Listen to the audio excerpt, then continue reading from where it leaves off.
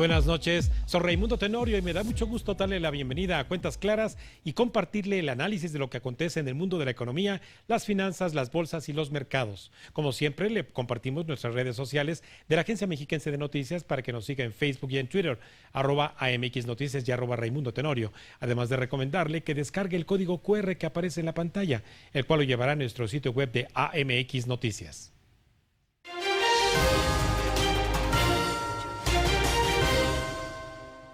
El día de hoy, el INEGI dio a conocer el indicador oportuno del Producto Interno Bruto al cuarto trimestre de 2022. Con este resultado, se concreta el acumulado de todo el año 2022 y es evidente que la producción, el consumo, la inversión y el comercio exterior no detienen su actividad. Sin embargo, su crecimiento no es significativo si se le compara, por ejemplo, con los niveles previos a la pandemia del 2020 o incluso con los resultados del 2019 y la tendencia que además ya nos antecedía desde el año 2018, al igual que otras variables como empleo, infraestructura, producto per cápita o pobreza.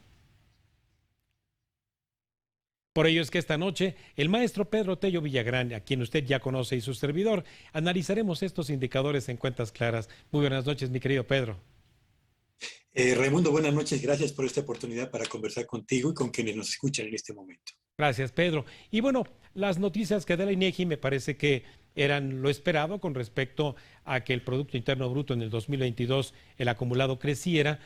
pero desafortunadamente el valor en términos reales, como se mide en esta contribución que hacemos todos al Producto Interno Bruto, estaría apenas a niveles del año 2018, del tercer trimestre del 2018. Pedro, llegaron buenas noticias, estamos saliendo finalmente al nivel de la alberca donde nos habíamos hundido. Yo diría que hay buenas y no tan buenas noticias a propósito de los datos que hoy dio a conocer el INEGI sobre el desempeño de la economía mexicana durante el último trimestre del año anterior. ¿Cuáles son las buenas noticias? La primera y muy importante es que en el crecimiento trimestral de la economía, trimestre contra el trimestre anterior, se acumularon 5 trimestres consecutivos de avance en el crecimiento de la actividad económica. Esto, Raimundo Auditorio, no había ocurrido en todo lo que va de la presente administración, 5 trimestres de crecimiento trimestral consecutivo. Si hacemos el comparativo del cuarto trimestre del 2022 contra el cuarto trimestre del año 2021, el crecimiento anualizado, nos encontramos que se han sumado ya 7 trimestres de avance. Así que la buena noticia es que por primera vez se logra establecer una racha significativa en número de trimestres de avanzada. Segundo, ya lo has señalado tú, Raimundo, la economía mexicana llega al cierre del 2022 con un nivel de producción de bienes y servicios equivalente al que teníamos antes de que arribara la pandemia, lo que significa que prácticamente han transcurrido 4 años y la economía mexicana ha recuperado apenas el nivel con el que inició el presente sexenio, lo que en términos concretos significa que en estos 4 años que ha aumentado la población, que aumentó el número de mexicanos que buscaban un empleo en el sector formal de la economía, que aumentó el número de familias que aspiraba a mejorar su calidad de vida, a pesar de estos incrementos en la población que tendría que ser beneficiada, lo cierto es que la economía mexicana no pudo generar ni suficientes oportunidades laborales, ni mejores condiciones de bienestar para la mayor parte de los hogares en México. Y la tercera buena noticia alrededor de los datos del INEGI de hoy en la mañana estriba en el hecho de que la economía mexicana cierra 2022 con un crecimiento superior al que registró la economía de nuestro vecino del norte, Estados Unidos. Pero en el otro extremo, sí, adelante, Raimundo. Sí, aquí lo que ocurre, Pedro, es de que justamente con lo que mencionas con respecto a crecer más en términos de esa variación relativa comparado con Estados Unidos, pero ¿qué hay de la tendencia? Es decir, en las gráficas que tú analizas, cuando íbamos hasta el 2018 llevábamos una pendiente así ascendente a seguir creciendo, pero con esto que ocurrió a partir del 2019, que incluso también decrecimos, estamos alejados de esa tendencia en 10%. Sí, en efecto, la economía de México perdió capacidad para mantener el ritmo de avance que mostró hasta antes del arranque de la presente administración y el arribo de la pandemia, y hoy la brecha entre el nivel de producción que debimos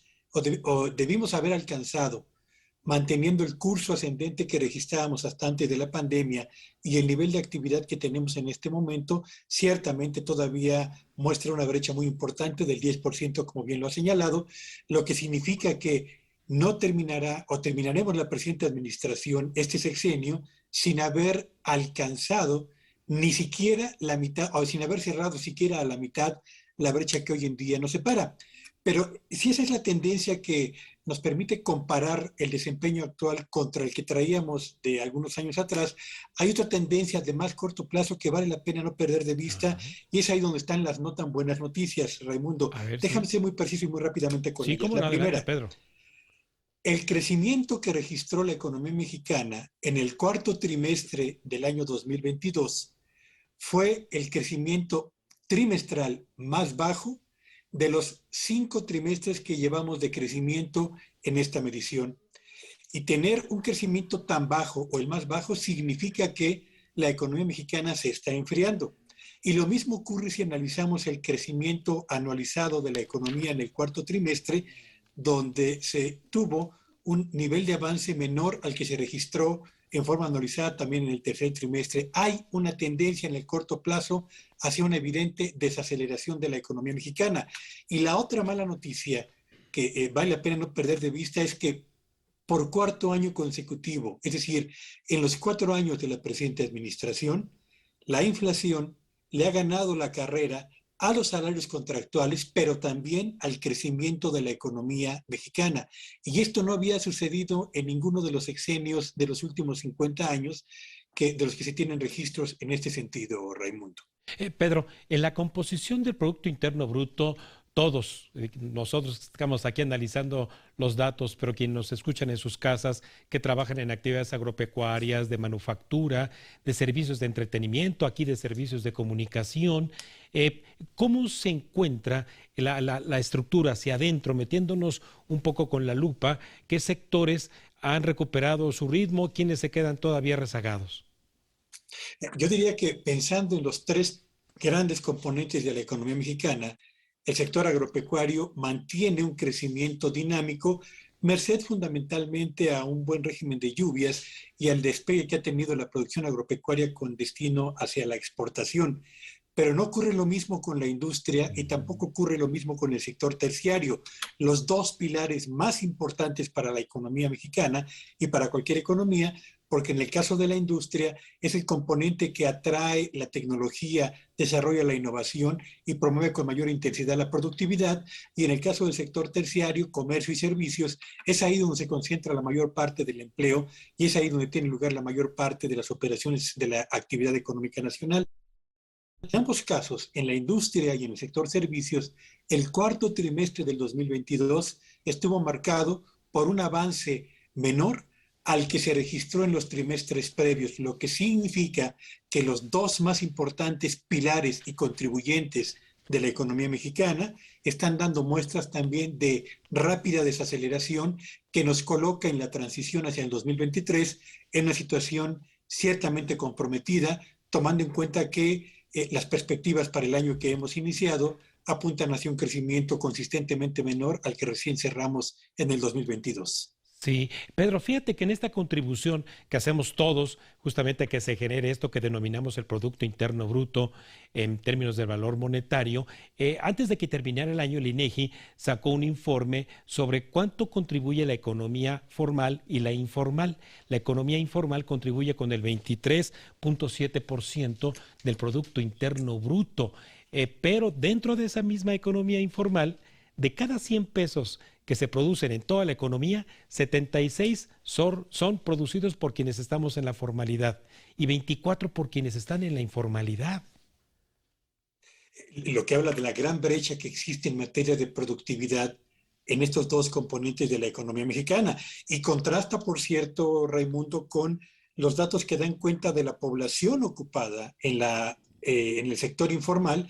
respecto a la población ocupada en el sector formal de la economía. Para que tengan una idea más precisa quienes nos escuchan, a pesar de que en la informalidad se genera una porción pequeña de la riqueza en nuestro país, ahí labora en este momento 55 de cada 100 mexicanos que tienen alguna ocupación. Hablo de obreros, hablo de empleados, hablo de trabajadores por cuenta propia, hablo de empleadores y de personas que tienen una actividad no específica. En contraste, en el sector formal de la economía, donde se genera la mayor parte de la riqueza en nuestro país, laboran solamente 46 de cada 100 personas ocupadas en la actividad económica de México. Y esto lo que significa es que tenemos un gran desperdicio de talento y de recurso humano en el sector informal de la actividad económica, y poco es lo que hemos hecho como nación, como sociedad y particularmente el gobierno, para crear una estrategia que permita la formalización del sector informal y la mejoría en las condiciones de operación y bienestar de quienes ahí trabajan. Sobre todo, imagínense, ¿no? La contribución que pudiera hacer todo trabajador que está en alguna condición de informalidad al incorporarse a la formalidad, no solamente por cuestiones de seguridad social o bien alguna otra prestación, sino en producción de los bienes con los que trabaja. Porque justamente lo que mencionas, Pedro, la baja productividad también se da porque en esa informalidad los recursos de producción son de baja productividad.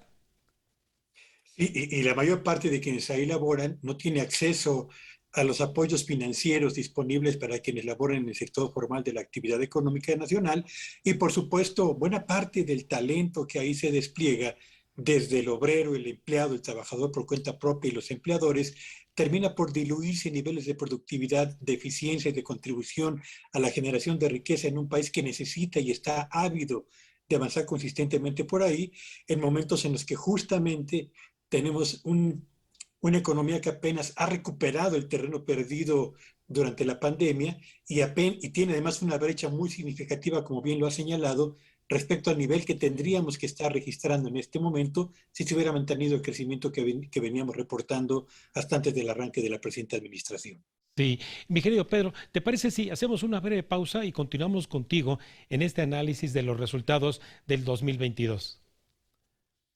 Claro. Y vamos entonces, vamos a un breve corte y regresamos con más cuentas claras en esta mesa de análisis con Pedro Tello Villagrán.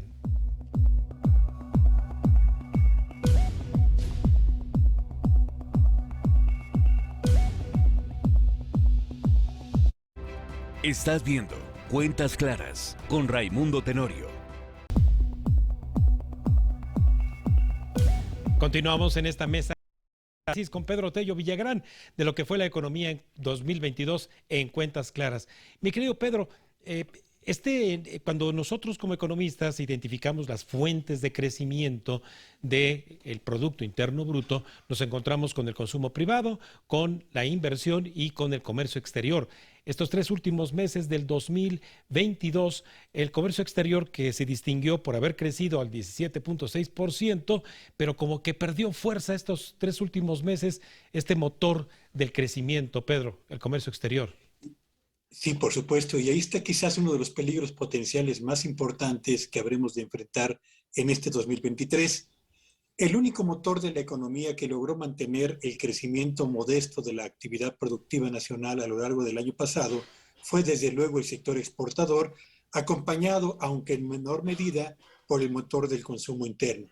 Y aun cuando las exportaciones totales, las importaciones, también alcanzaron al cierre de 2022 niveles históricos, habiendo superado ya considerablemente el nivel que tenían antes de la pandemia, lo cierto es que el desempeño de los meses de octubre, noviembre y diciembre, particularmente de las exportaciones distintas al petróleo, hablo de las exportaciones del sector manufacturero y sobradamente de la industria automotriz y del resto de las exportaciones industriales, bueno, pues cerraron 3 últimos meses del 2022 con retrocesos en sus niveles de avance, lo que significa dos cosas. Uno, que los pedidos procedentes de Estados Unidos han empezado a enfriarse, y dos, que que había sido el motor que nos había mantenido a flote y con un cierto avance, así fuese moderado en materia económica, avanza en la transición del 2022 hacia el 2023 en una condición que parece marcada más por la debilidad que por indicios de estabilización o cierto fortalecimiento, lo que no anticipa un primer trimestre favorable para la economía mexicana, Raimundo. En ello, mi querido Pedro, justamente está este otro motor que es el consumo privado y revisando las cifras como tú lo haces de la base monetaria, la entrada de remesas, el crecimiento en el crédito bancario, ¿cómo cierra el año? Sobre todo esta expectativa de que el consumo privado pueda volver a tomar la fuerza para recuperar el principal motor de la economía, como lo mencionas. Es interesante observar dos cosas. Hay dos indicadores que me permiten a mí aproximarme un poco a qué fue lo que ocurrió con la actividad comercial, las ventas en el mercado nacional al cierre del año 2022. Primero, el famoso Buen Fin, que tenía una expectativa de ventas bastante interesante, aunque menor al de los años previos, terminó 2022 no habiendo alcanzado la meta de ventas que originalmente se había propuesto. Y dos, la ANTAD, que congrega a las 90 cadenas de tiendas de autoservicio departamentales y especializadas más importantes del país, en cuyas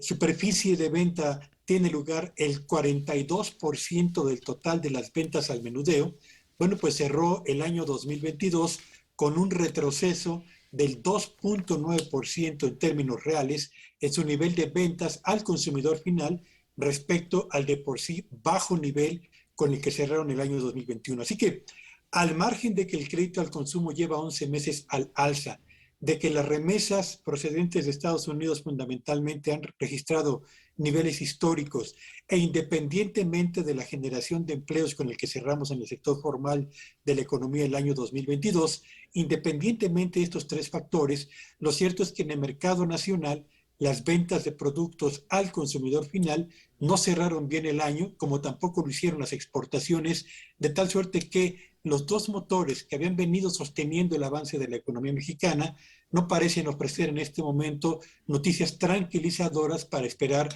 que el arranque de este 2023 nos permita avanzar con cierta tranquilidad en materia económica, Raimundo. Pedro, y el otro forjador del músculo económico, que es la formación bruta de capital fijo, se ha debilitado tremendamente en los últimos años. Justamente también desde que terminara el año, el INEGI publicó otro informe del destino de la formación bruta de capital fijo, en donde el máximo histórico fue en el 2015 de 21.6% respecto al Producto Interno Bruto, y para este 2021 que son las cifras definitivas que se publicaron, ha bajado 3 puntos porcentuales al 18.2% la formación bruta de capital fijo, mi querido Pedro.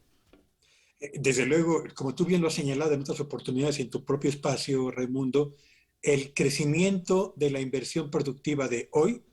es el crecimiento de la actividad económica de mañana. Y si en los años previos no hemos invertido lo suficiente para crear bases sólidas a partir de las cuales podamos generar riqueza, empleos y mejor bienestar a la población, es evidente que de ahora en adelante el crecimiento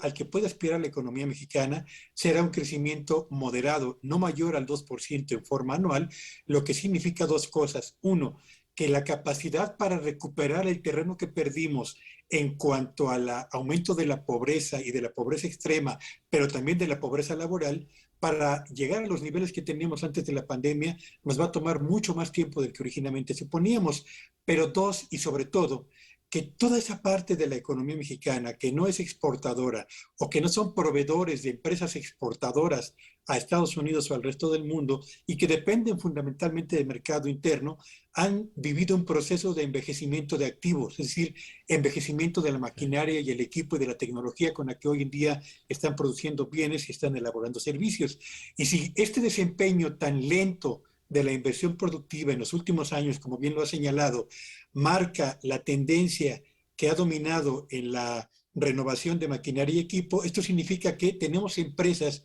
que están perdiendo niveles de productividad en el sector formal de la economía, niveles de competitividad y, por supuesto, capacidades para convertirse al cabo del tiempo en generadoras de empleos estables, permanentes y cada vez mejor remunerados. Y déjame agregar nada más rápidamente un último Sí, dato sí, Pedro. que tiene que ver con las cifras de comercio exterior. Si uno revisa la participación que tienen las compras de tecnología, de maquinaria y equipo del exterior en las cifras de balanza comercial, uno se da cuenta que en el año 2022, que recién ha terminado, las importaciones de bienes de capital avanzaron casi 19%, pero su participación porcentual en el total de las compras que realizamos del exterior alcanzó su nivel más bajo en los últimos 43 años, lo que significa que tenemos un proceso ciertamente severo de envejecimiento de activos, pérdida de competitividad y capacidades para aspirar a un crecimiento más acelerado y productivo en los años por venir. Sí, la productividad, que es justamente ese talón de Aquiles de cualquier economía. Mi querido Pedro, un indicador por el cual me preguntaron en mi red social es el Producto Interno Bruto por persona, que denominamos el per cápita. Y bueno, pues con este crecimiento promedio de cero, de nada, en estos últimos 4 años, ¿en qué se traduce un deterioro en ese indicador que pueden ser pesos, pero que es una medición a final de cuentas que utilizan los organismos internacionales para medir de alguna forma el grado de desarrollo? Es interesante observar cómo por el valor de la producción total de bienes y servicios ya logramos al cierre del 2022 recuperar el nivel previo a la pandemia. Pero si comparamos el Producto Interno Bruto por habitante entre el cierre del 22 contra el prevaleciente antes de la pandemia, ahí la brecha es todavía del orden del 4,5 o del 5%, No. lo que significa que una economía como la mexicana no está siendo capaz de distribuir de una manera apropiada la riqueza que se está generando en los integrantes de la sociedad. Eso es lo que mide el Producto Interno Bruto, la capacidad incluyente de la generación de riqueza entre los integrantes de la sociedad, lo que no excluye, por cierto, la existencia de una distribución desigual de los beneficios del crecimiento de la economía, pero como bien lo ha señalado, es un indicador que permite evaluar la consistencia con la que un país avanza en materia económica y la forma en la que ese avance en materia económica permite ir mejorando en la repartición de la riqueza en promedio y a través del indicador del PIB por habitante.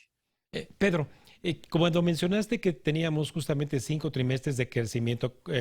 consecutivo, pero que venía hacia la baja esa tasa de crecimiento, cada vez menor, si la de 0,45 del último trimestre del 2022 fuera la misma los 4 trimestres del 2023, podríamos crecer 2,9 en el año, pero sin embargo el pronóstico que hoy publica también el Fondo Monetario Internacional es de 1,7. ¿A qué nos va a llevar entonces este 2023, mi querido Pedro? Sin duda alguna, a un año otra vez de debilitamiento de la actividad productiva, de bajos niveles de inversión productiva, de generación de empleos que se van a quedar lejos de lo que tendríamos que estar generando solamente para atender a quienes por primera vez buscan alguna oportunidad laboral y sobre todo y particularmente, Raimundo, a una economía y un país que no va a tener capacidad para poder reducir la pobreza extrema y la pobreza laboral. Las estimaciones que en este momento prevalecen acerca de cómo nos va a ir en el primer trimestre del 2023, que está ahora mismo corriendo, apuntan hacia un crecimiento del 0,2%, que equivale a la mitad del crecimiento del último trimestre del año 2022, que como ya lo comentaba yo, fue el más bajo crecimiento de los 5 trimestres de avance que lleva ese indicador. Caray, Pedro, bueno, pues sin duda que justamente lo que se espera con esto que comentas de este indicador por habitante es que se reparta en bienes de interés común, bienes públicos, que se traduzca a final de cuentas en ese crecimiento no solamente en las cifras macro, sino también en las cifras micro. Mi querido Pedro, pues cerraste también además hablando acerca de los problemas justamente de pobreza y de rezago en otras variables fundamentales de la economía, por lo cual pues ir de la mano contigo este 2023 será un privilegio para Cuentas Claras. Siempre es un gusto tener la oportunidad de conversar contigo y con quienes nos siguen en este momento. Gracias, Raimundo, y muy buenas noches. Muy buenas noches, amigo mío, te agradezco como siempre muchísimo. Bueno, pues ahí lo tiene. La desaceleración en la economía hacia finales del 2022 da muestras de que este 2023 será un año muy complicado en materia de crecimiento, tal y como lo escuchamos en la voz de Pedro Tello Villagrán. Antes de ir un breve corte, le recuerdo nuestras redes sociales de la Agencia Mexiquense de Noticias para que nos siga en Facebook y en Twitter, @AMX Noticias y @Raimundo Tenorio.